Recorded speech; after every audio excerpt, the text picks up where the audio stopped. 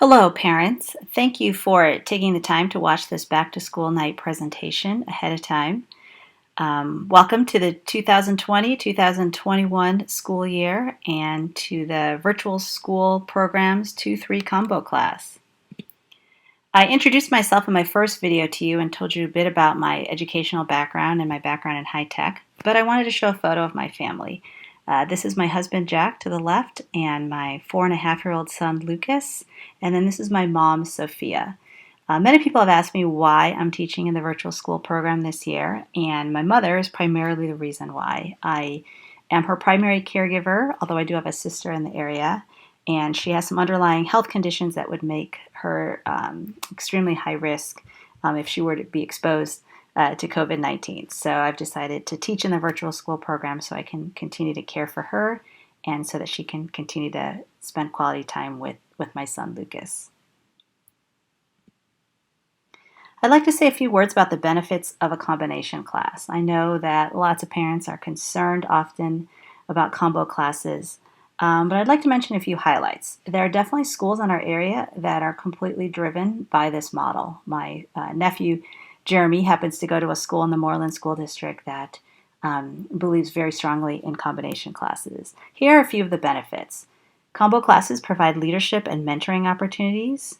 It provides younger students a chance to gain confidence and maturity, mostly by seeing older kids. And it gives older students a chance to serve as role models. And I will definitely be leveraging opportunities this year for our second graders to learn from third graders and for our third graders to grow in leadership skills.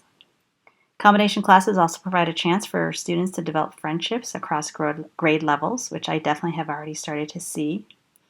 And combination classes reflects real life. If you think about all of the workplaces that you have been a part of, they've all been made up of people of different ages and different life experiences. Very rarely in life, outside of school, are we with people the exact same age as us. And lastly, a combination class provides for a wider range of curriculum. I happen to have experience teaching, or most of my years of teaching have been in grades 2 through 4. So I'm happy to stretch your kids wherever it is that they need to be stretched and to refer back to prior learnings when that's necessary as well. I've provided an article here that talks about the benefits of combination classes if you'd like to take a read. I'd like to talk for a moment about each of our major areas, our major academic areas. So Eureka Math, you should all be very familiar with this program. We are, I believe, in our 4th year with this program. And all of us as teachers have seen that Eureka Math has helped students to develop a very strong number sense. We're so pleased to see consistent vocabulary that students have learned because it's used throughout the grades. Phrases like number bonds or tape diagrams.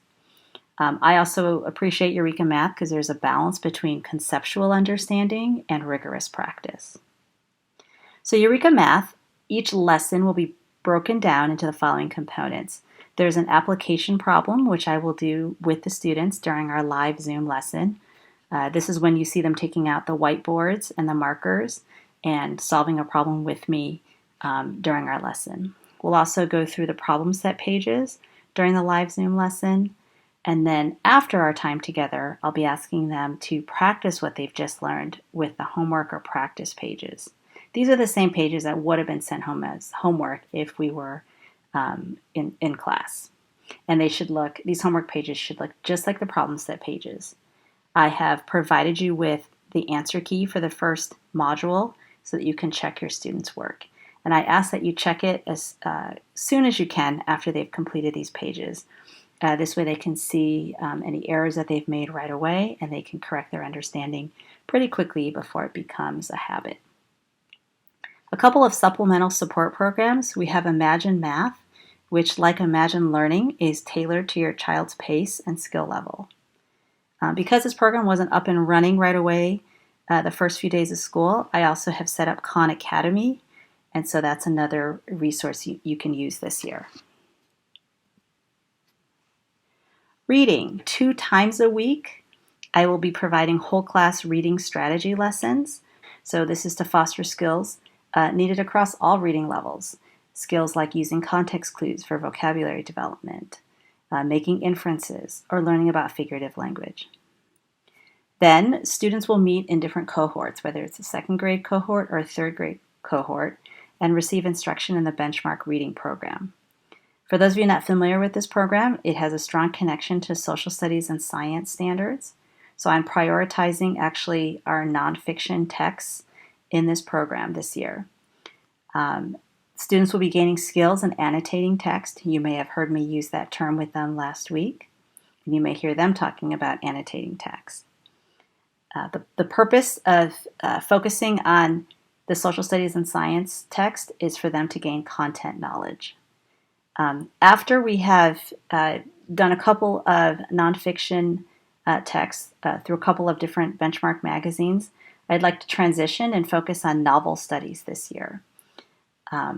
I believe that there's nothing more special than holding a book in your hands and getting lost in it. And so I'd like to use these novel studies to continue to grow your child's love of literature.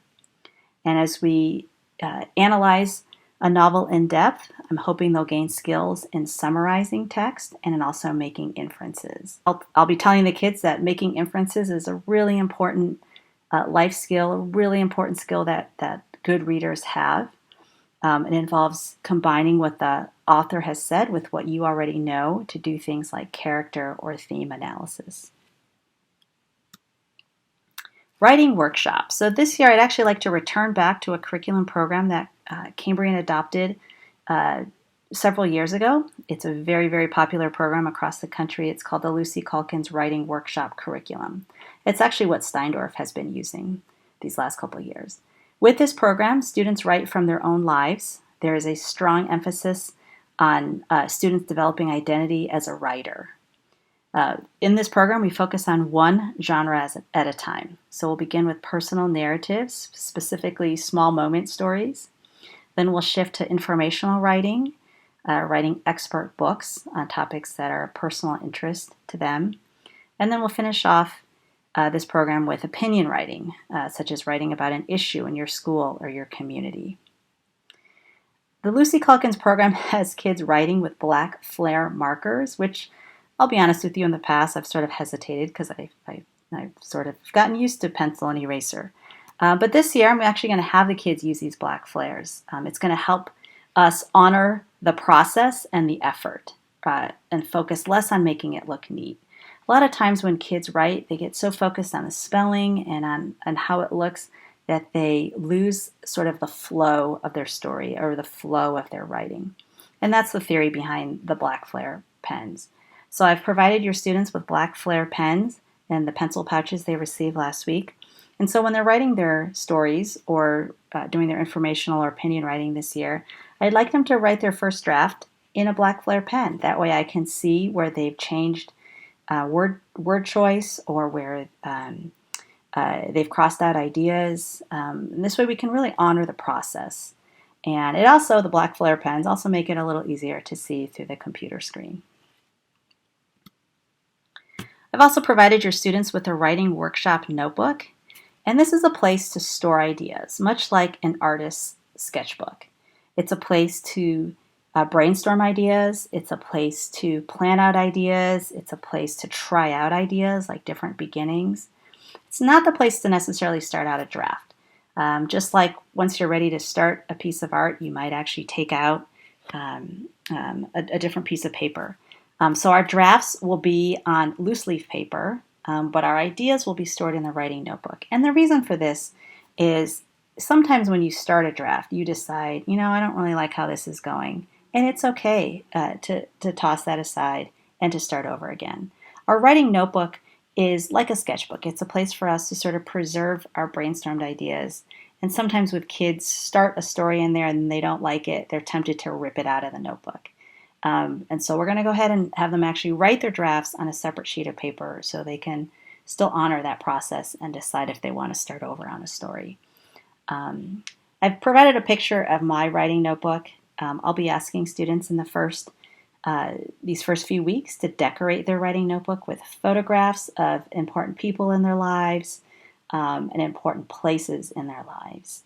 And people and places are often reminders for us of stories from our lives that we can tell. In case you're wondering about that cityscape, that is the city of Chicago. That is one of my absolute favorite views of the Chicago River. I grew up in the northwest suburbs of Chicago, so I like talking about that past of mine. And that is a bike trail that I used to ride on when I was young. And that's my sister and I in Lake Tahoe. And these are family members of mine that will make an appearance in many of the stories I'll tell the kids. So after we've had a chance to enjoy each of these major genres in the Lucy Calkins program, I'll be switching back over to the Benchmark Writing program. This is our district's adopted program. The reason for this is it does provide an opportunity for especially our third graders to practice writing in response to reading prompts and to reading passages, both fiction and nonfiction. And this is important because they will be taking the CASP, which is our standardized test, in April, May. I'm not 100% they will be doing that given COVID-19, but in a traditional year they would be. The Benchmark Writing program provides a cyclical review of the three writing genres, and it transitions very quickly from writing from one genre to the next, which is why it's a little bit harder to start with that at the beginning of the year, but something we can definitely transition to once kids feel confident in each of the genres. Assessments. So we will be having report cards this year. There are some district assessments that I'm required to give. There's a FastBridge assessment, which you may not have heard of before because they've always been given in class, but this year they will be doing it with me live via Zoom. There are 2 per trimester, 1 in math and 1 in English language arts.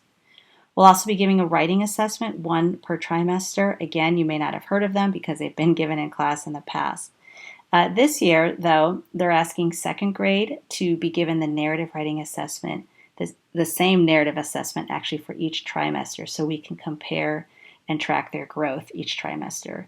Third graders will be given the informational writing assessment, again, so we can track their growth from one trimester to the next.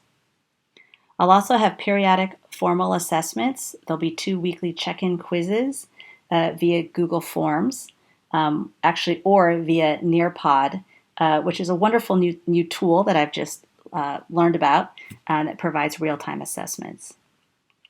And then at the end of each major unit of study, such as a major reading unit or a math module or social studies or science unit, I'll have a longer online assessment with your child. And this is to make sure that they have learned what I hoped for them to learn through that learning unit.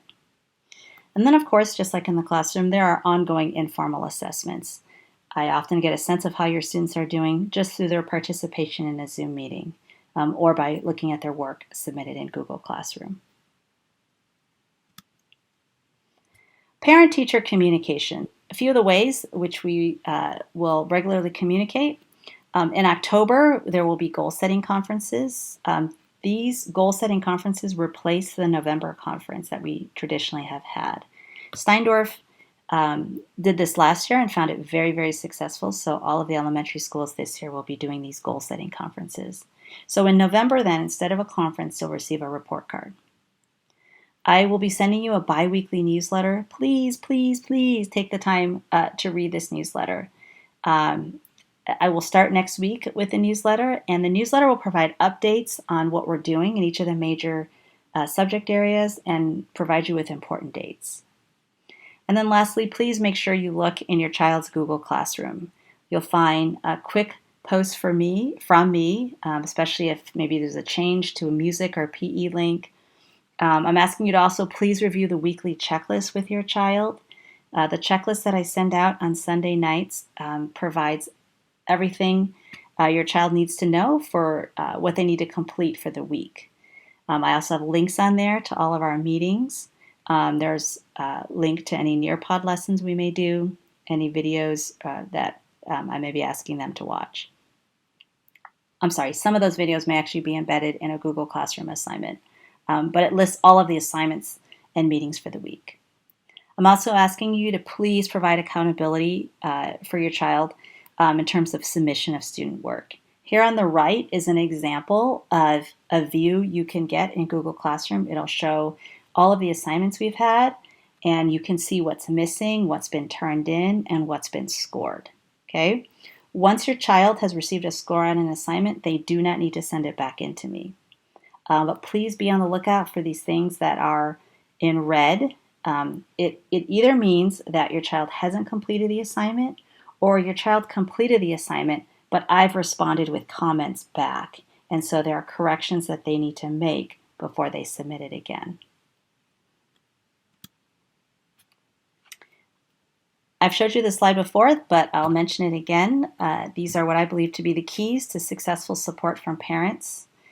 Please make sure you incorporate your child's schedule into your family's schedule so that everybody knows what everybody is doing. Please make sure your child attends classroom and small group meetings on time. Your kids have been very, very punctual for our 8:15 and our 12:15 meeting times, but we've had a few students late for some of those midday cohort meetings, whether it's a second grade meeting or a third grade meeting. Please make sure they come on time. Please use a gradual release of responsibility when helping your child. Show them how, and then allow them steps towards independence.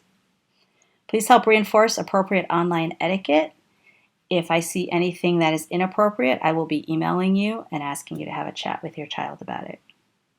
Please encourage your child to ask for help after they've tried on their own. As you'll see in our schedule, I have a weekly office hours time where they can come and ask for my help. If that time doesn't work for your schedule, feel free to email me and I can find another time to meet with your child. And then please make sure that your children are completing quizzes and assessments independently. I know it's so tempting when they're sitting there taking a quiz or a test and they don't understand something for you to jump in and help them out. But if it's a quiz or an assessment, I'm asking you to please let them work on that independently. It's the only way I'll know if they still need help on something. This is the student expectations slide that I've been sharing with your kids almost every morning. So you may already be familiar with it, but I'll just leave it up for you to look at again.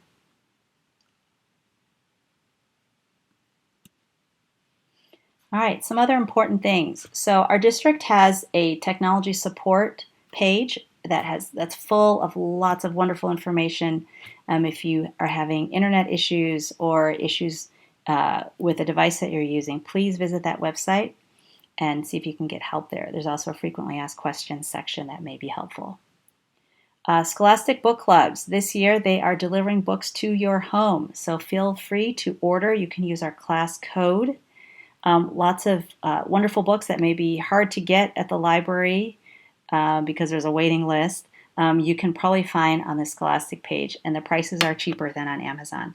So go ahead and order books if you feel like you need some books at home.